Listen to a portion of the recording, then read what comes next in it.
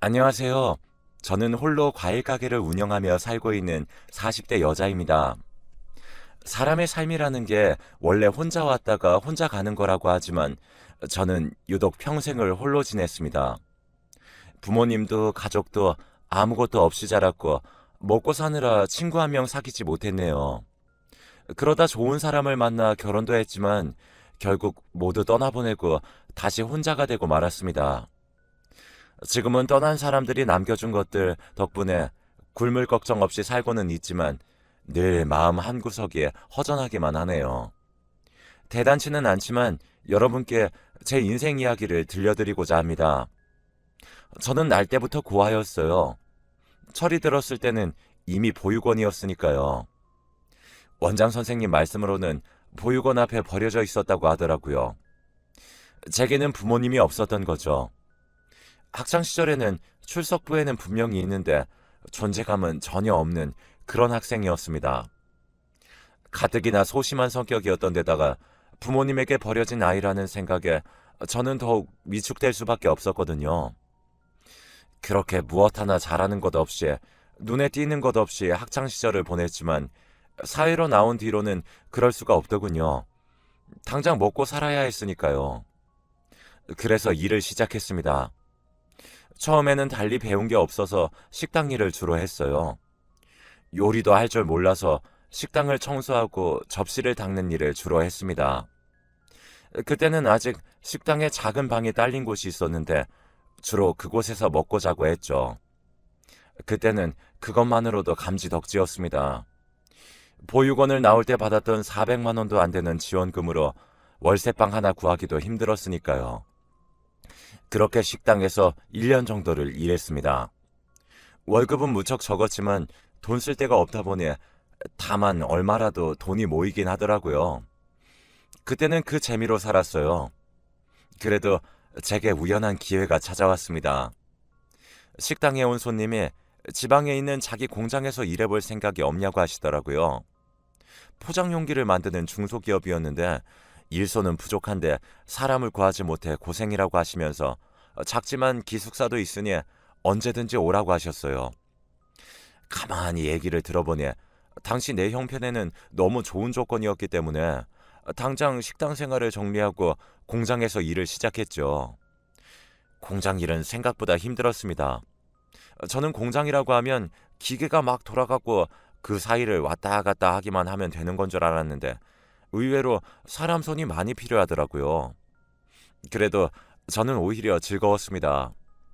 식당 일은 아무리 해도 그저 아르바이트일 뿐이었지만 그 공장에서는 어엿한 정직원이었고 열심히 하면 가끔 성과급도 나왔으니까요.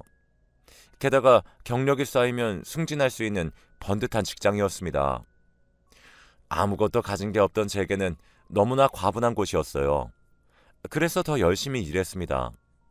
그런데 그런 저의 모습을 과장님 한 분이 좋게 보셨었나 보더라고요. 밥은 먹었냐며 점심을 사주시기도 하고 간혹 저에게 선물을 사주시기도 했습니다. 당시엔 제가 너무 어리고 경험이 없어서 과장님이 제게 마음이 있다는 것도 몰랐어요. 하지만 아무리 바보라도 무려 1년이나 저에게 정성을 쏟는 과장님의 마음을 모를 수가 없었습니다. 과장님은 잘생기지도 않았고 돈이 많은 것도 아니었어요. 하지만 성실하고 다정한 사람이었습니다. 저보다 10살이 많았지만 그런 건 상관없었어요. 저는 22살이 되도록 혼자였고 그 무엇보다 마음 붙이고 살 가족을 원했거든요. 그렇게 우리는 서로 사랑하게 되었고 과장님은 제 남편이 되었습니다. 그런데 시아버님이 좀 특이하신 분이셨어요. 시어머님은 남편이 철도 들기 전에 돌아가셨고 그 뒤로 쭉 혼자 남편을 키워오신 분인데 처음 인사드리러 간 자리에서 제 모습을 보더니 사색이 되시더라고요. 아버지, 이 사람이 제가 만나는 사람입니다. 처음 뵙겠습니다. 여러모로 부족하지만 잘 부탁드려요. 나름대로 정중하게 인사를 드렸지만 아버님은 귀신이라도 본 것처럼 아무 말씀이 없으셨습니다. 아버지, 갑자기 왜 그러세요? 이 사람이 인사드리잖아요. 어, 아, 그래. 내가 잠시 딴 생각을 했구나, 그래. 둘이 결혼하겠다고? 그래, 그렇게 됐구나. 네? 아버지, 그렇게 됐다니 그게 무슨 말씀이세요? 아, 아무것도 아니다. 그날은 저도 처음 아버님을 본 터라 긴장되고 정신이 없었지만 아버님의 반응이 영 찜찜하긴 했어요. 그래도 아무런 반대 없이 저희 결혼을 허락해 주셔서 그냥 넘어갔습니다. 그런데 이상한 건 그날만이 아니었어요. 무사히 결혼식을 마치고 신혼여행을 다녀온 후 인사를 드리러 간 날도 그랬죠. 그날은 인사를 드리러 간 자리이기도 했지만 분가하겠다는 말씀을 드릴 참이었거든요. 저는 괜찮다고 했지만 남편은 가정을 꾸렸으니 분가하는 게 맞다고 생각했거든요. 하지만 아버님은 극구 반대하셨습니다. 이 드넓은 집에서 혼자 살라는 말이냐며 거의 생떼를 쓰시더군요. 사실 아버님의 형편이 나쁜 건 아니었어요. 지방이라 대단한 건 아니었지만 그래도 아버님 명의로 된 건물이 있었거든요. 3층짜리 작은 건물인데 1층에서 오랫동안 과일 가게를 운영하셨어요. 2층은 다른 사람에게 세를 주고 3층에서 살고 계셨죠. 그래서 아버님은 금전적으로 전혀 부족한 게 없으셨습니다. 하지만 아버님은 돈보다 마음이 허전해서 그런 거라고 하셨어요. 그 얘기를 듣는데 마음이 좀 그렇더라고요.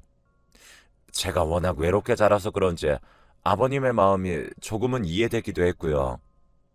그래서 조심스럽게 남편을 설득했습니다. 저도 고아로 자라서 가족이 더 많았으면 좋겠다고 친아버지처럼 모실 테니 걱정하지 말라고 얘기했어요. 그렇게 저희 식구는 같은 집에서 살게 되었습니다. 하지만 말이 같이 사는 거지 가족 모두가 함께하는 시간은 그렇게 많지 않았어요. 결혼 후에도 남편과 저는 공장에서 일을 했고 아버님도 늦은 시간까지 가게를 보셨거든요. 하지만 아버님은 꼭 아침 식사만큼은 다 같이 한다고 하셔서 그 시간에는 다 같이 식탁에 앉았어요. 덕분에 저는 다른 친구들보다 좀 더 일찍 일어나 식사를 준비했고요. 그게 싫다거나 하진 않았습니다. 다만 제가 요리를 해본 적이 없어서 그게 걱정이었죠. 아름아름으로 콩나물국이나 계란찜 정도는 할 수 있었지만 매번 그것만 내놓을 수도 없어 늘 고민이었어요. 그런데 하루는 아버님이 저를 부르시더니 봉투 하나를 주시더라고요. 아가, 매일 반찬하기 힘들지? 뭘 할지 고민도 될 테고 괜히 밥상 차린다고 고민하지 말고 이걸로 사다 먹자. 근데 혹시 제가 만든 반찬이 입에 안 맞으셔서 그러세요? 아직은 제가 좀 서툴지만 더 열심히 노력할게요. 아니다. 아, 그런 거 아니야. 난 그냥 네가 퇴근하고 늦게 반찬 만들고 아침에 일찍 일어나서 밥 차리고 하는 게 너무 힘들 것 같아서 그런 것 뿐이다. 괜한 오해하지 마라. 아버님은 절대 아니라고 하셨지만 그 말씀이 곧이곧대로 들리진 않았습니다. 제가 만든 반찬이 오죽 맛이 없었으면 돈까지 주시면서 저런 말씀을 하실까 싶기도 했고요. 하지만 아버님은 끝까지 아니라고 하시더군요. 그저 저 고생하는 게 안타까워서 그러신 거라고만 하셨어요. 마음 같아선 아버님이 만족하실 만한 음식을 내놓고 싶었지만 그럴 실력이 되지도 못하니 어쩔 수 없이 반찬은 시장에서 사다 먹게 되었네요. 그때부터 좀 이상하다는 생각을 하긴 했습니다. 아무리 시대가 바뀌었다지만 시아버지가 그렇게 며느리를 걱정하는 게 좀 과하다고 느껴졌거든요. 아버님은 요리뿐만이 아니라 청소도 도맡아 하셨어요. 밖에서 일하는 사람이 집안까지 신경 쓰면 힘들어서 어떡하냐며 가게를 보시다가 틈나는 대로 집을 청소하시더라고요. 거기다 주말에는 밥 차리느라 고생하지 말고 나가서 먹자며 밖으로 나가셨습니다. 반찬도 모두 사다 놓은 터라 밥만 해서 차리면 되는데 아버님은 그것조차 못하게 하시더라고요. 게다가 저도 잊어버린 제 생일에는 남편보다 더 좋은 선물을 주셨어요. 제가 평생 처음 가져보는 명품 가방을 받고 어쩔 줄 몰라 하고 있으니 보다 못한 남편이 결국 한마디 하더군요. 아버지, 아무리 며느리가 예쁘셔도 그렇지 그렇게 비싼 가방을 사주시면 남편인 저는 뭐가 돼요? 음, 시아버지가 며느리한테 좋은 가방 좀 사주겠다는데 거기다 네가 왜 그러냐? 아무리 그래도 이건 좀 그렇잖아요. 세상에 무슨 가방이 300만 원이 넘는걸? 어허, 새아가 들을라. 어, 너 모른 척하고 있어. 아휴, 누가 보면 며느리가 아니라 딸들이신 줄 알겠네요. 아니, 이건 딸보다 더하지. 저 같으면 딸이 아니라 애인이라도 이렇게 비싼 거 못 해주겠네요. 어허, 애인이라니. 이놈이 큰일 날 소리를. 허튼 소리 그만하고 얼른 나가. 듣지 않으려고 했지만 제대로 다치지 않은 문틈 너머로 두 사람의 대화가 모두 들렸습니다. 특히 애인이라는 말에 당황하시던 아버님의 목소리가 유난히 잘 들리더라고요. 사실 저도 아버님의 선물은 잘 이해가 되지 않았거든요. 아무리 아버님이 금전적으로 그다지 부족하지 않으시다고 하지만 가방 하나에 300만 원이 넘는 걸 사실 정도로 풍족하진 않으세요. 그런데 그런 어마어마한 걸 며느리 생일이라고 선물로 주시다니 감사하기도 했지만 부담이 훨씬 큰 것이 사실이었습니다. 그 뒤로도 아버님은 제가 느끼기에도 과할 정도로 절 예뻐해 주셨어요. 가끔 일이 있어서 낮에 아버님의 가게에 가면 거의 매번 손님들에게 제 얘기를 하고 계시더라고요. 며느리가 그렇게 예쁘고 착하다며 남자 둘만 살아서 칙칙하던 집안에 며느리 하나 잘 들여서 환해졌다고 어찌나 자랑을 하시던지 아버님을 뵈러 왔다가 그런 얘기를 들으면 얼굴이 뜨거워져 차마 나설 수가 없을 정도였죠. 그러던 어느 주말이었어요. 우리 공장은 주말엔 대부분 쉬지만 그날따라 일이 생겨서 남편만 회사에 출근하고 저와 아버님만 집에 있었습니다. 평소처럼 다 같이 모여 아침을 먹은 뒤 남편을 챙겨 회사에 보내고 잠시 쉬고 있으려니 아버님이 넌지시 말을 거시더군요. 얘야, 너 혹시 오늘 할 일 있니? 아니요, 딱히 할 일은 없는데요. 그래? 그럼 모처럼 우리 둘만 있는데 점심은 좀 멀리 나가서 맛있는 것 좀 먹자꾸나. 네? 멀리라면 얼마나 걸리는데요? 얼마 안 걸려요. 나도 맨날 가게 집 하면서 살았더니 바람이라도 좀 쐬고 싶어서 그런다. 왜? 싫으냐? 아니요. 어딘지 말씀해 주시면 제가 모실게요. 아니다. 운전은 내가 할 테니 넌 그냥 같이만 가다오. 남편이 출근하기 전까지도 아무 말씀도 없으시다가 갑자기 나가자고 하시는데 좀 이상하긴 했어요. 하지만 언젠가부터 매 주말마다 외식을 하고 있었기 때문에 이번에는 그냥 좀 멀리 가고 싶으신가 보다 하고 말았습니다. 그리고는 곧장 채비해서 아버님이 운전하시는 차를 타고 밖으로 나갔습니다. 아버님이 데려가신 곳은 차로 1시간 정도 떨어진 시내 번화가였어요. 아버님은 그곳에서 가장 유명한 백화점에 주차하시고는 저를 데리고 안으로 들어가셨습니다. 아버님, 갑자기 여기 백화점인데 왜? 내 가만 보니 도저히 안 되겠더라. 너 옷은 제대로 사는 거니? 가만 보니 옷이 너무 없는 것 같은데 아무리 결혼했어도 여자애가 그렇게 옷이 없으면 쓰겠니? 이왕 나왔으니 이것저것 좀 골라봐. 아니에요. 전 정말 괜찮아요. 필요하면 제가 살게요. 네가 안 사니까 내가 이러는 게지.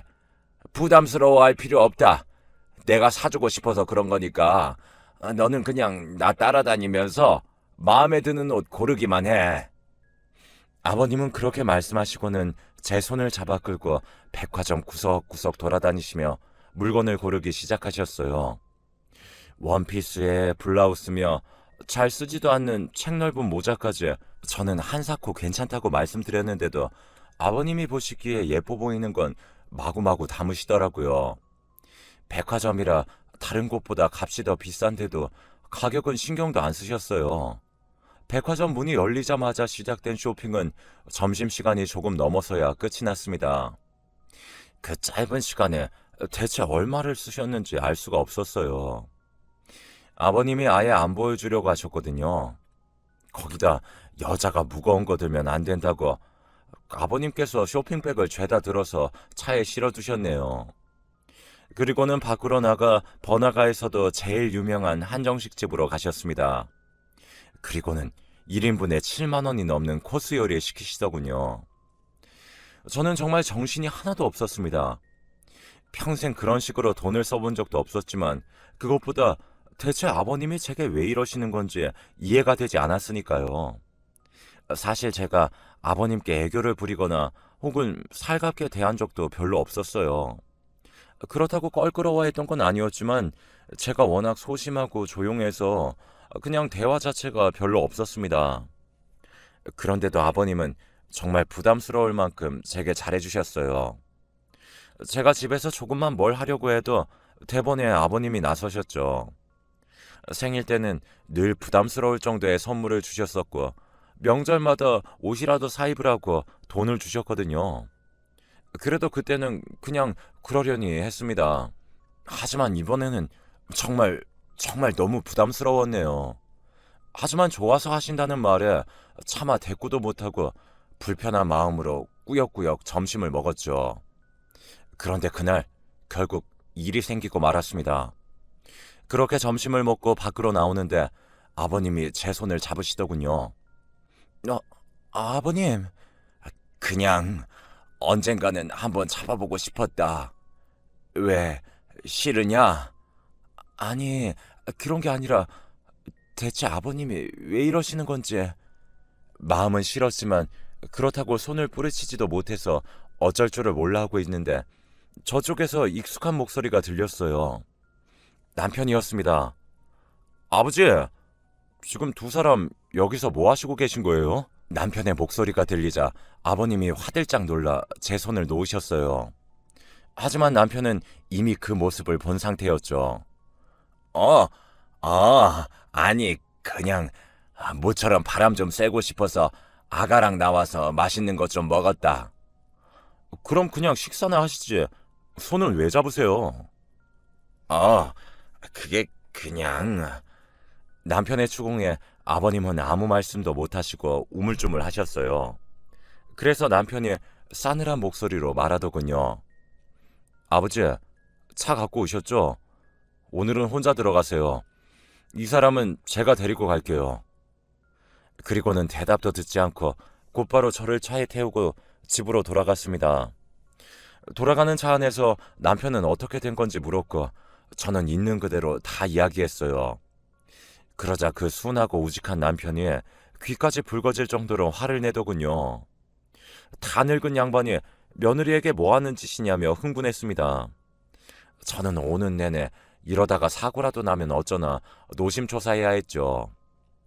저희가 집에 돌아오고 얼마 지나지 않아 아버님도 돌아오셨습니다.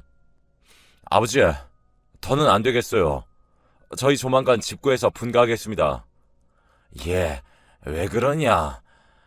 내가 정말 남사스러워서 어디 말도 못하겠어요.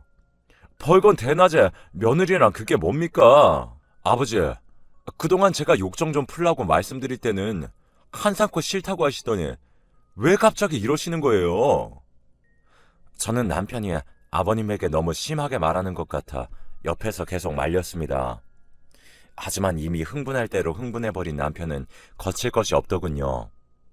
자기 아버지인데도 매몰차게 몰아붙였으니까요. 하지만 아버님은 그저 침통한 표정만 지으신 채 아무런 말씀이 없으셨습니다. 뭐라고 말씀 좀 해보세요. 대체 왜 그러셨는지 이유라도 알아야 될 거 아니에요. 미안하다. 하지만 네가 생각하는 그런 일은 아니다. 제가 뭘 생각하는데요? 대체 뭐가 아니라는 거냐고요? 그건 미안하다. 아버지. 아버님은 뭔가 하실 말씀이 있는 것 같았지만 차마 밖으로 꺼내진 못하셨습니다. 하지만 그런 모습은 남편을 더욱 화나게 했죠. 결국 그날은 남편이 진탕 술을 마시고 난리까지 치고 난 뒤에야 간신히 마무리되었습니다. 다음날 남편은 곧장 집을 알아보기 시작했어요. 저와 남편 모두 월급이 많은 건 아니었지만 대출도 없었고 따로 돈 들어갈 곳이 없어서 집 하나 구할 정도의 돈은 있었거든요. 그렇게 일주일 만에 회사에서 그리 멀지 않은 작은 빌라를 점찍고 계약을 하려는데 마침 남편의 출장이 잡혔어요. 왜 하필 이럴 때 출장이냐며 가방을 끌고 집을 나가던 남편의 뒷모습. 그게 남편의 마지막 모습이었습니다. 남편은 출장 중에 교통사고를 당했어요. 교차로에서 신호를 무시하고 달려오던 트럭에 남편이 탄 택시가 받친 거죠. 하필 조수석을 들이받는 바람에 남편은 그 자리에서 즉사하고 말았습니다. 공장에서 일하다가 전화로 소식을 들었을 땐 정말 가슴이 처지고 하늘이 무너지는 것 같았습니다. 정말 좋은 사람이었는데, 어렵게 생긴 가족이었는데 그렇게 허망하게 가버렸다는 게 믿기지 않더라고요. 너무 정신이 없어서 장례를 치를 생각도 못하고 있었는데 다행히 회사 동료들의 도움으로 무사히 장례를 치를 수 있었습니다. 그때 너무 황당해서 주변을 돌아볼 정신도 없었어요. 그렇게 장례식을 마치고 남편을 추모공원에 안치한 뒤에 집으로 돌아오니 잔뜩 쪼그라들어버린 아버지의 모습이 보이더라고요. 아버님은 한없이 슬픈 얼굴인데도 눈물조차 흘리지 못하고 계셨습니다. 그 모습을 보니 조금이나마 진정되었던 마음이 다시 무너졌어요. 저는 남편을 잃었지만 아버님은 하나뿐인 자식을 잃으셨으니 그 마음이 어떠실지 상상도 안 되더라고요. 그래서 저도 모르게 아버님의 손을 꼭 붙잡았습니다. 그랬더니 그때까지 억눌려 있던 아버님의 울음이 터져나오더군요. 평생을 살면서 그렇게 소름 끼치도록 처절한 울음은 들어본 적이 없었어요. 그렇게 남편이 허망하게 떠난 후 아버님은 거의 정신을 놓으셨습니다. 하루도 빠짐없이 열던 가게 문도 안 여시고 종이에 뭔가를 적기만 하셨어요. 옛날 분치고는 키도 크셨던 아버님인데 남편이 떠난 후로는 정말 주먹 한 줌밖에 안 될 정도로 쪼그라든 어깨로 방구석에 앉아 뭔가를 적으시다가 때때로 흐느끼셨습니다. 그 모습을 보면 저도 모르게 눈물이 흐르더군요. 그런 아버님을 도저히 내버려 둘 수 없어 회사를 그만두고 집으로 들어왔습니다. 회사를 그만둘 때 주변 사람들은 다들 저더러 미쳤다고 하더군요. 애도 없고 남편도 떠난 마당에 시아버지와 단둘이 살겠다는 거냐며 그냥 교통사고 보상금 가지고 재혼하라고 했죠. 저도 그게 맞다는 걸 왜 몰랐겠어요. 하지만 자식 잃은 부모의 울음을 듣고 나니 차마 저마저 떠날 수는 없었던 것뿐이었죠. 그렇게 정신을 놓은 시아버지를 모시고 대신 과일 가게를 운영하는 동안 시간이 흘렀습니다. 남편도 떠나고 세상에 의지할 사람 하나 없었지만 그래도 시간은 잘만 가더라고요. 그리고 막상 가게를 하고 보니 정말 만반치가 않았어요. 물건을 떼와서 진열하고 종일 가게에 앉아 늦은 시간까지 손님을 맞아야 했죠. 그러는 중간중간 시아버지가 잘 계신지 들여다보고 끼니 때가 되면 밥을 차려드려야 했고요. 하지만 시간이 흐르면서 시아버지의 상태는 점점 더 나빠져만 갔습니다. 가뜩이나 줄어든 몸집은 식사를 제대로 하지 않아 더 쪼그라들었고 이제는 그나마 남아있던 정신도 때때로 오락가락 하실 정도였죠. 반면 아버님이 쓰시던 것들은 차곡차곡 쌓여갔어요. 처음에는 그저 하루에 몇 줄이었던 글이 쌓이고 쌓여 어느새 안방 구석에 허리 높이까지 쌓였죠. 그리고 그맘때쯤 결국 아버님은 쓰러지고 말았습니다. 아버님은 중풍이셨어요. 구급차를 불러 급하게 병원으로 모셔 수술까지 했지만 연로하신 데다가 건강까지 좋지 않은 상태로 쓰러지셔서 경과가 너무 안 좋았고 결국 몸의 절반에 마비가 오고 말았습니다. 오른쪽 신경이 마비되어 얼굴은 잔뜩 일그러지고 말까지 어눌해졌죠. 무엇보다 이제는 아예 거동을 하실 수 없게 되셨습니다. 병원에서는 길어야 일주일이라며 마음의 준비를 하라고 하더라고요. 그래서 급하게 가게 문을 닫고 아버님 곁을 지켰습니다. 참 못할 짓이더라고요. 병간호는 친부모도 힘들다고 하던데 그제야 무슨 말인지 절실히 이해됐습니다. 욕창에 생길까 때때로 뒤집어드리고 대소변도 받아들이고 그런 일이 기약 없이 길어졌다면 못 견뎠을 거예요. 하지만 마지막 가시는 길을 혼자 보내드리고 싶지 않아 한시도 떨어지지 않고 돌봐드렸습니다. 그런데 모두 자는 깜깜한 밤이었어요. 지나다니는 간호사들도 잘 없는 시간에 아버님이 일어나시더라고요. 아버님, 왜 일어나셨어요? 아직 밤이에요. 좀 더 주무세요. 아버님은 뭔가 말씀을 하시려고 했지만 목소리도 작고 말도 어눌해서 도무지 알아들을 수가 없었어요. 그래서 가까이 갔더니 갑자기 마비되지 않은 왼손을 뻗어 제 손을 잡으시더니 당신 가슴에 쑥 집어넣으시는 게 아니겠어요. 너무 놀라서 손도 빼지 못하고 입만 벙긋거렸습니다. 그런데 그 안에 웬 종이 쪼가리가 잡히더라고요. 아버님, 저보고 이거 보라는 말씀이세요? 제가 종이를 꺼내 여쭤보자 힘겹게 고개를 끄덕이시더니 지쳐서 다시 주무시더라고요. 저는 대체 뭔가 싶어 구겨진 종이를 펼쳐보았습니다. 그랬더니 그 안에 삐뚤빼뚤한 아버님의 글씨가 적혀 있더라고요. 공책을 읽어. 단번에 무슨 뜻인지 알 수 있었습니다. 지난 몇 년간 아버님이 쓰시던 공책을 읽으라는 뜻이었죠. 이 모든 일이 정리되면 꼭 읽겠노라 다짐했습니다. 아버님은 그 다음날 아침 돌아가셨어요. 제게 쪽지를 전해주신 건 마지막 남은 기력이셨던 것 같더라고요. 남편을 떠나보낸 지 3년도 안 돼서 시아버지까지 떠나보내니 눈물도 나지 않더라고요. 장례식을 조촐하게 치르고 집에 돌아오니 텅 빈 집안에 또다시 저 혼자 남겨지게 되었습니다. 한참을 멍하니 앉아만 있었어요. 그러다 문득 아버님의 유품을 정리해야겠다는 생각에 방으로 들어갔다가 공책을 발견했습니다. 그리고는 뭔가에 홀린 사람처럼 처음부터 읽기 시작했어요. 아버님은 남편이 떠나고 곧바로 마음의 준비를 하셨던 것 같아요. 공책은 일종의 유언장 같은 거였습니다. 사실 너에게는 남편보다 3살 많은 시누이가 있었단다. 저는 너무나 놀랐습니다. 여태까지 남편에게 누님이 있다는 이야기는 들어본 적이 없었거든요. 그런데 갑자기 시누이라뇨. 하지만 그게 다 이유가 있었습니다. 네 남편이 태어나기에 한 해 전 네 시누이는 이름 모를 병에 걸렸다. 그때는 살림이 어려워서 큰 병원에 데려갈 형편도 아니었지. 결국 우리 부부는 첫 아이를 허망하게 떠나보내고 말았단다. 그땐 네 시어머니가 무척 위험했단다. 이미 네 남편을 임신한 상태에서 밥도 못 넘길 만큼 슬퍼했으니까. 결국 우리가 할 수 있는 선택은 모든 일을 없었던 걸로 아예 일어난 적도 없었던 일처럼 주는 것밖에 없었다. 남편보다 먼저 태어난 시누이. 하지만 병으로 고작 2살의 나이에 세상을 떠난 시누이. 시부모님은 남은 사람들의 행복을 위해 아예 없던 걸로 하기로 했던 겁니다. 그래서 남편도 모르고 있었던 거였죠.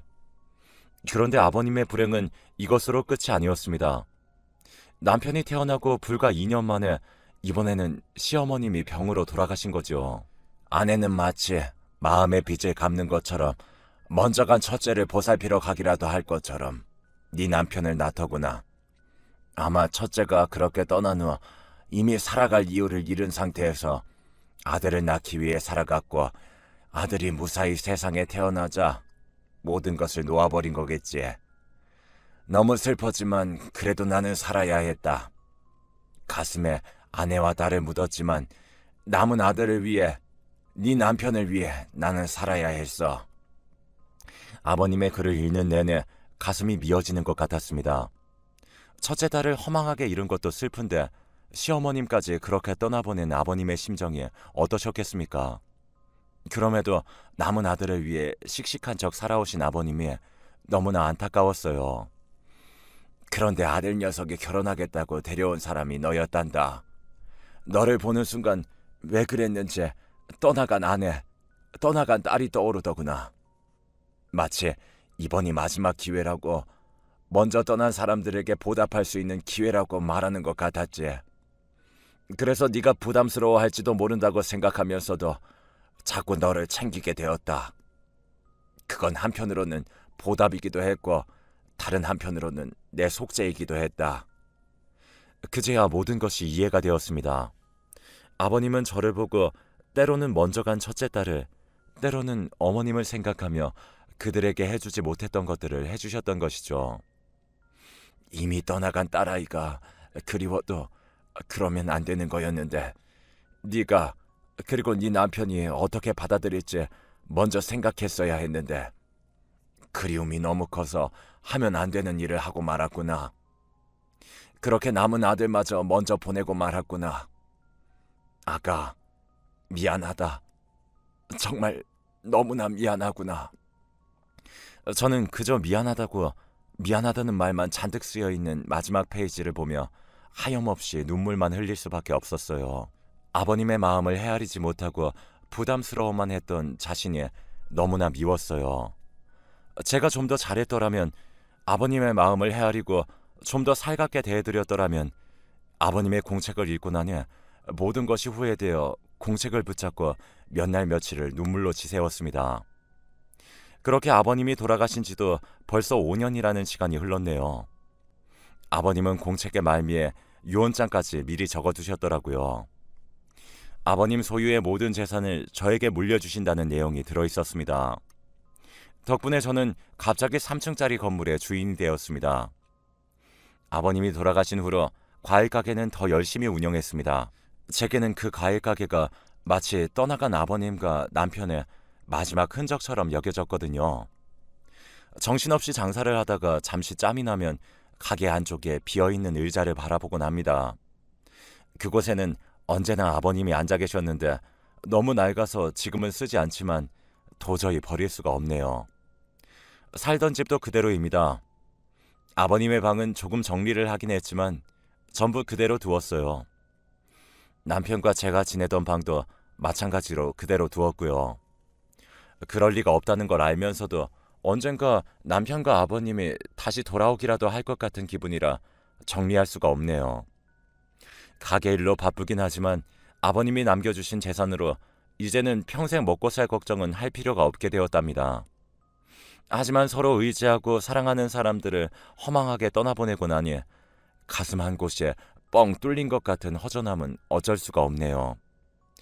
주변에서는 지금이라도 좋은 사람을 만나 재혼하라고 하지만 도저히 그러고 싶은 생각이 들지 않아요.